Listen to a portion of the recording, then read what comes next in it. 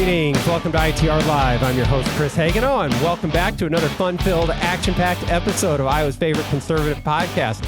We are live here in Studio 130 with a bewildered John Hendrickson and a puzzled Chris Ingstad. Welcome, gentlemen. How are you all doing today? We haven't exactly stretched out yet, Chris. I know. Yeah.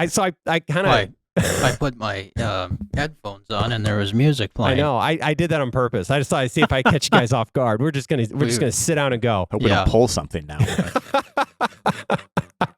Well, we got a lot to go over today, guys. So rather than talk it all through and over and over with a lengthy pre-production meeting, I thought let's just go to it. So, the big announcement today for Governor Reynolds. Kind of some Iowa news. We have a big new sports and entertainment event in Iowa. So we're getting a NASCAR Cup race. I saw that. Yeah. Are you excited, John? We usually like to go to you first with sports news. If you want to consider NASCAR sports, we'll have that conversation another day. But you were all over it this morning in the pre-production meeting, and now I get nothing? Yeah. Okay. I guess I'm not very excited about it. Okay. So here's the question, Chris. I'm going to come back to you. Is this going to be, this will be in 2024, will this be the biggest sporting event or most major sporting event in the history of our state? Boy. It's certainly, I think it's the biggest professional sporting event in our state. Yes, because obviously we've had some college football games that Iowa, Michigan in 85 would probably rise to a certain level. To be clear, all those football games we're talking about were in Iowa City. Yes. Nowhere else in the state. Yes. Is the Cy-Hog game considered the biggest sporting event? No. In Iowa? I mean, on an annual basis, probably, yeah. Not in the history of the state. Yeah. I wouldn't go that far.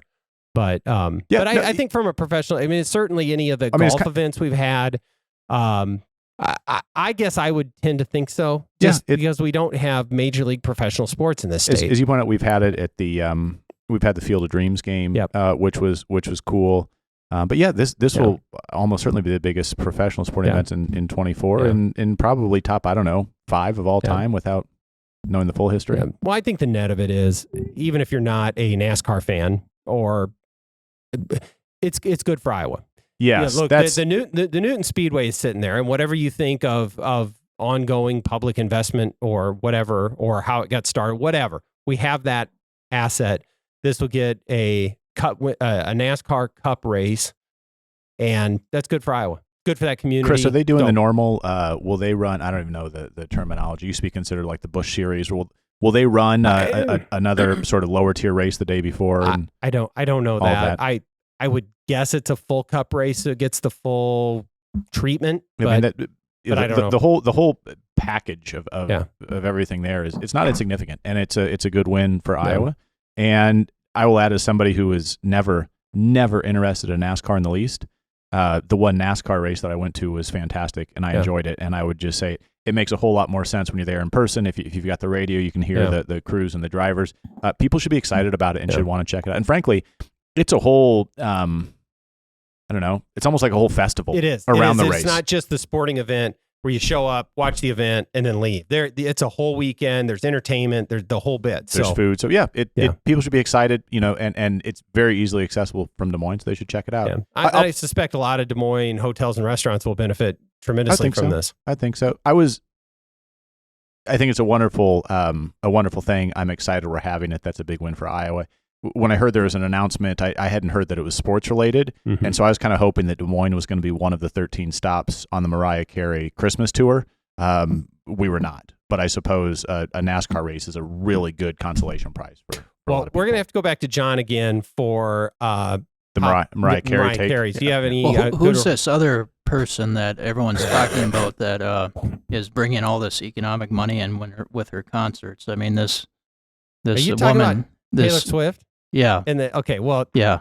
Okay. I mean, let's tie it. All right. She's supposed to be bringing millions of dollars into these communities that are hosting Let's tie her. it together for you. The will she or won't she? Will she be in Minneapolis next week when the Chiefs play the Vikings? Because she has a maybe they are, maybe they aren't dating relationship with Travis Kelce of the Kansas City Chiefs. For Chris and I, our beloved Kansas City Chiefs, and playing, of course, your beloved Minnesota Vikings on Sunday. So. Right. Like, stay tuned, John. We'll see. Well, she is. I'm not a Taylor Swift fan.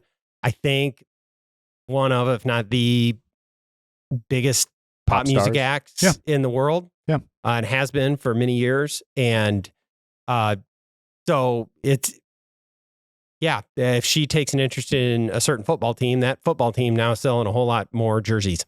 And so I think that's going on. Yep. I am not going to speak. So, you notice he just completely punted on the Mariah Carey Christmas tour. Well, it reminded me of the popularity of this other singer. Yeah.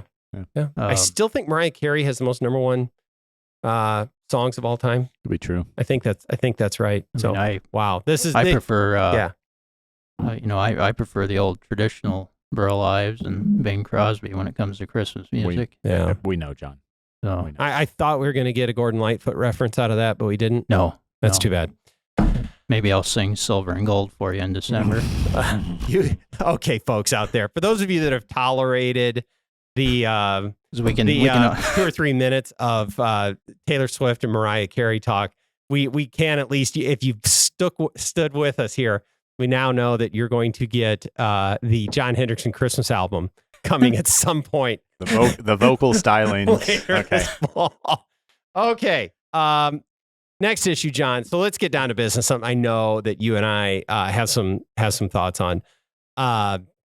The feud between Matt Gaetz and House Speaker Kevin McCarthy. So he has filed a motion to vacate, I guess is the procedural move, but he is going to try and oust Kevin McCarthy as Speaker. Mm-hmm. Good idea, bad idea, productive, helpful, not helpful? I actually think it's a bad idea and not very productive. And I'm saying that as someone who's not the biggest fan of Speaker McCarthy. But I do think, going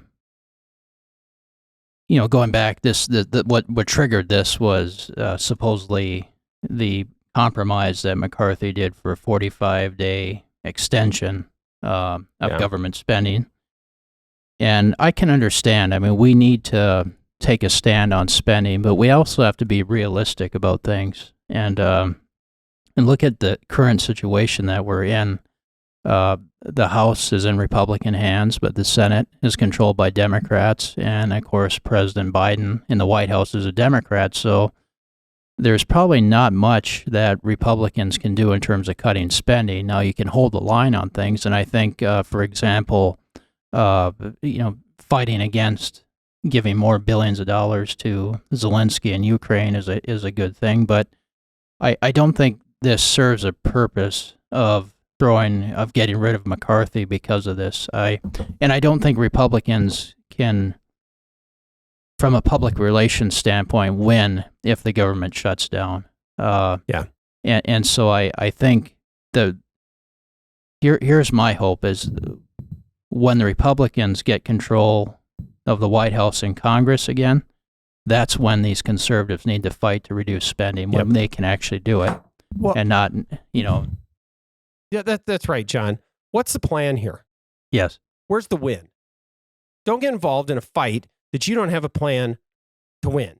And then what have you won once you get there? That's what I want to know. Because it seems to me the only plan on the other side of this is a fundraising email that you're going to send out and your personal feud with the speaker. Yeah. It's fine. Whatever. But what do I win as the American taxpayer for your fight, which is only going to give power to Democrats in Washington, D.C.? Because you're going to lose. It sure seems like this is almost solely a self-promotion move by Gaetz. My understanding is the House Freedom Caucus, which would be the folks who maybe among Republicans are opposed to Kevin McCarthy. They don't view him as conservative enough, and people should have whatever view they want. Sure. But even within this faction who's maybe not super supportive of McCarthy, I don't believe they've even reached a consensus that this is the right thing to do. So I mean, I think it's maybe just Gaetz going out on his own.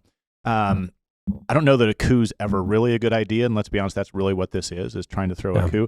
And Chris, maybe you could talk about it a little bit, but you've served in divided government. You've been a leader of your caucus during divided government, and you fight for what you want, but at the end of the day, you're going to be forced to reach some sort of agreement with the other side. Well, yeah, exactly. I mean, let's reset exactly where things are at.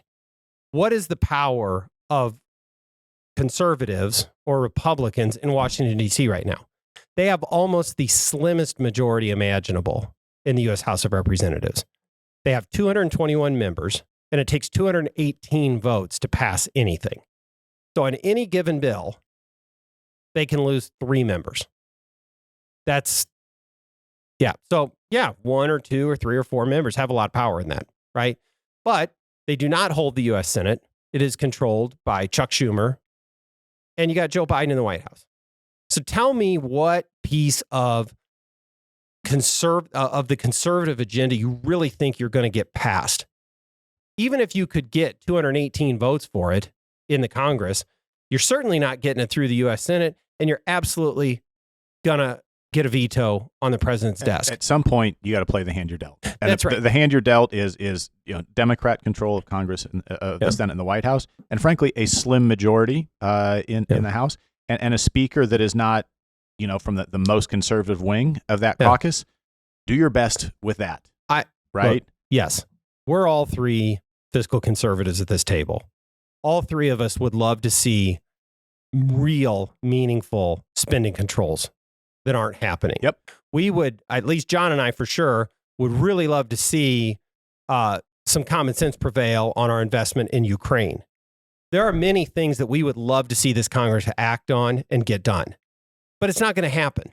No. The biggest win that we got out of this 2 years of Democrats not controlling the U.S. Congress is the fact that the speaker is not a Democrat. Yeah. I mean, that was the win, because now we can stop all the garbage that came through the first 2 years of the Biden administration, of that presidency. That doesn't get to happen anymore. So just the fact that they're there is the win. Now, yes, do we all wish we could get more? Absolutely. But it's not going to happen. You get the small wins. And to your question about what is, there are some things that we can work on across the aisle, but they're not going to be straight out of the conservative playbook. They're going to be sort of the meat and potato, good governance wins. And that's fine. And let's be honest, there are plenty of folks on the left who, almost don't want to acknowledge that Republicans technically control the House. And they're mad that folks in the Senate or Democrats in the House aren't going far left enough on some of these issues, right? But if you are hearing out of this that I am making the case for moderation, or I'm making the case for Kevin McCarthy or cutting deals with Democrats, then you aren't hearing what I'm saying here. My point is, where is the win? Show me where you're going to win this fight. And the only thing I can see is fundraising for one individual and a personal feud. And that doesn't help me. No. What I want is you to continue to hold the line against what's coming out of the White House and the United States Senate. That's a win for me. The fact that we're not getting more bloated inflation-causing stimulus bills or 3 new deals or all that. That's the win. Yeah. Yes, just do that. And then let's look at January 2025 and what we're going to do then. Yeah. That's what I care about. I think that's absolutely right. And the other thing, I think this isn't helpful for the larger cause, which is we have to win this next election. I mean, we have to defeat the Democrats at the congressional level and at the White House in order to bring back some sanity. And this is not helping. And I'm here too for the generational battle of conservatives in D.C., that it is not enough to simply elect Republicans. Oh, that's right. And to get more establishmentarians holding on to the levers of power. I'm absolutely here for that fight as well. And so House Freedom Caucus, if you're getting some wins, great. Carry on. But not this. I just don't think, and I could be wrong, I just don't think either a shutdown or ousting McCarthy right now is best for the party. Or the conservative movement or anything. Yeah. In fact, it probably ends up even worse. Yeah. And Chris, you made up a good point where the Democrats, they always seem to rally to their own, and the Republicans don't. And so we have a lot of internal fighting, and that's sometimes good. But I think in this case, what it's just not helpful. Yep, I agree. Can I also note that I too am for common sense around Ukraine, and I would not. I didn't want to throw you in with how strong John and I have been on the issue. I don't want to send more. I don't want to send more money or troops to Ukraine either. Just to be clear. Good. Okay. Well, I appreciate that. There've been a couple of these episodes when you weren't with us, and John and I, sometimes we go a little further when you're not here. Okay. Well, and so I didn't want you to have to own a few of those things because it. Okay. I want to touch on quickly too. We're going to bounce all over the place, but there was an article that made the rounds in the Des Moines Register. Yeah. Yeah. Well, okay. Yeah. But at some level, I kind of appreciated that they spent some time on this. Yes. But headline: Think your city of Des Moines property taxes are high? Study confirms they are indeed. Yep. So you read this article. Yep. Okay. There's one bit. Tell folks what's the Register talking about here. I mean, the headline says it all. Your property taxes in Des Moines are high. Objectively speaking, those are high. A national group, Smart Asset, I think. Yeah, I think so. Did a study, and I think they did like the largest 300 cities or something, right? And they looked at your property tax bill as a percent of your home's value, and that's not typically how we think of it exactly, right? Yeah. But I think the state of Iowa is about 1.5. I think it's just slightly over that. And that's above the national average, but the city of Des Moines is at 2% or maybe slightly above. That's a really high percentage. Just the context. You're paying 2% of the value of your home every year to government for the privilege of living in your home. Correct. 2%. Yes. Okay. And certainly you get necessary services, police and fire, roads, snow plows, parks. That's fine. The where I had an issue with the article, and they're right, and thank you for putting the headline in there as you did.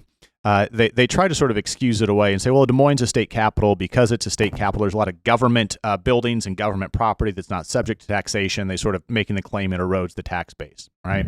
And they say, in fact, of the state capitals large enough to be in the study, 40% of them are on this list. Well, that actually is a minority position. So what the article should say is a majority of the state capitals who would be big enough to be on the list are not on this list. Right. Okay. So don't let them explain that away. And further, if you want to talk about, the state gets or the city gets no property tax from the Capitol grounds. Okay, that's true. You also don't get any property tax revenue from all the development agreements that you've given away, right? You've tiffed or rebated or abated and just handed that back out. And further, as you've got the state capital and state government doing business here, that brings people to Des Moines. Businesses set up shop to be close to that. As the state's biggest city, right, and centrally located, you get all sorts of visitors with entertainment and dining and other things. And so take the good with the bad, Des Moines. As much as some of your property tax base might not be subject to taxation, you get a lot of revenue, a lot of traffic in your city that other communities don't. So don't just point to the one thing and say, well, we need really high rates. What are you doing with the rest of the money you're bringing in? Right. Other than maybe giving it away to developers? Yeah, I agree. This whole idea that the state capital is here and therefore that's a negative for your property tax base, frankly, is absurd because the state capitol grounds aren't that big of a plot of land compared to the size of the city of Des Moines. And for those of you folks out there that haven't been to the state capitol during the legislative session, these different, every industry has their day on the Hill and they bring everybody to Des Moines and they come in here and, they don't just, magically appear in the Capitol Rotunda, talk to their legislator and then get magically transported back home. They're here. They're going to lunch or they may be spending the night at a hotel or all about the associations, business associations, trade associations, whatever, that are headquartered in Des Moines, or some of them headquartered real close to the Capitol, paying a pretty high property tax bill because of the increased valuation to live there. It is a tremendous asset for the state of Iowa, or for the city of Des Moines, to have the state capitol in your city. And all that comes along with it, directly and indirectly. So, sure. And again, if you want to make the claim we're the state capital, the reality is that study shows that's actually a minority position. The majority of state capitals are not on this list. Correct. So you're on the wrong side of this, Des Moines, Correct. even with your excuse. Yeah. And I trust that we will never see the state capitol building on any of your economic development materials, City of Des Moines, if it's such a burden to you to have that here. So there you go. I can never get over it, and I'm going to come back to it. Just how much. Here's the question: if 2% of your home that is ostensibly yours, you have to remit back to the government for the privilege of living in your own home. At what point do you no longer own that asset? You are only leasing it from the state. And I use state as government in general. But at what point do you no longer own it? Yep. It's to me, it's borderline unconscionable that we have allowed this to get to this point. If everybody else in the state's roughly at 1.5%, and Des Moines at 2%, everybody else who doesn't live in Des Moines proper, turn your property tax bill up by another third and tell me if you'd enjoy that. And that's what people in Des Moines have to deal with. Right. Well, it's certainly not a case for continuing to live in Des Moines. So, all right. John, we touched on this briefly, and I wanted to check back in with you because you have actually written on this. But in Oklahoma right now that we've spent all this time talking about everything else, we're 21 minutes into the episode. Let's talk about eliminating income taxes. Yes, yeah. So the state of Oklahoma is actually taking a run at this right now. They're coming into special session. Today. Literally right now. Literally right now. So tell us what's going on in Oklahoma. So the governor of Oklahoma has called a special session, the first day of which is today, with the specific objective of income tax reform and budget transparency. And so the governor is calling it a session to defend taxpayers. And one thing he wants to do is eliminate their income tax or put it on a path to elimination. And we'll have an article on this, but it's up as we speak. It is, okay. And I was sharing with Chris this morning that some of the proposals are slowly being introduced today, and so I'm going to look at those as they come out. But basically, the governor wants to put the tax on a path to elimination. Oklahoma is running I think it's $4 or $5 billion budget surplus right now, and the governor has pointed out, and correctly so, that they're losing a lot of competition to their neighbor, especially Texas, who does not have an income tax, and also he wants to do some what we would consider taxpayer protections by making the state budget and spending more transparent, more responsible to the taxpayer. So it's a fairly pro-taxpayer agenda. Now, I don't know a lot about Oklahoma politics, but just reading some of the news stories about this, it's going to be hard to get done because the House seems to be on board with what the governor wants to do, but their Senate is a little leery. And as they say, the devil is in the details with eliminating the income tax, and so it's it's hard to say what will happen in this special session. Yeah, there's a reason that no state has created an income tax has ever fully eliminated it, because it's hard to get done. Yeah. And so I think we're going to be able to learn a lot from this, John, both in terms of the ideas that are offered and the arguments for and against getting it done. Because as we know, and we've talked about, we're going to take a run at it here in Iowa. Yeah. Coming in back in January. And so let's see what we can learn. Yeah. And one thing, too, is the North Carolina has either finished or close to being finished with their session, and they just reached a budget agreement. And North Carolina has once again included several tax reforms within their budget agreement that lowers their flat tax, and eventually it'll be just under 2.5% in 2030. Yeah, and then their corporate income taxes will be completely phased out by 2030. Wow. And I bring North Carolina up because it's sort of like what we've done in Iowa. They say tax reform should be an evolution, not a revolution, meaning that tax reform should be done prudently and carefully, in terms of making sure that you don't blow a hole in your budget. And so North Carolina and Iowa are two examples of states that have basically made sure that controlling your spending, keeping your budget in check, and then lowering your rates. And John, doesn't evolution, not revolution, also imply that it should be done over time? Yes. It's not an overnight thing. We just go 0 to 60. Yeah. And that's, going back to the federal stuff, that's one thing that frustrates me is everyone says, well, the Tax Cuts and Jobs Act blew a hole in the budget. It did not. It actually brought in more revenues. And the problem with the deficits is the spending. Yeah. And so a lot of people blame, and the same thing with, we get sick and tired of it, but everyone starts yelling, Kansas, Kansas. There's a ghost of Kansas that's in every state capital where progressives use that to try to fight against state tax cuts. But what they don't understand is the reason why that Kansas situation failed was that it wasn't necessarily the tax cut. It was they continued to spend. Well, they ramped it up. They did. They jacked up spending, and then it combined with some other outside forces that hurt some of their energy production, created a terrible situation. So that's why states. I think every state, if not all of them, have to balance their budget. Yep. It's not like Uncle Sam where you can just turn on the printing presses. So states have to be fiscally responsible, and I still think. And I get frustrated because she's not getting enough credit, but I think this is the governor's greatest achievement, is being a fiscally conservative governor, because it's so hard to do. On the spending side. On the spending side. Yeah. Because it's so hard to say no. Yep. Well, it bears repeating that our efforts on tax reform have the foundation of those have all been fiscal discipline.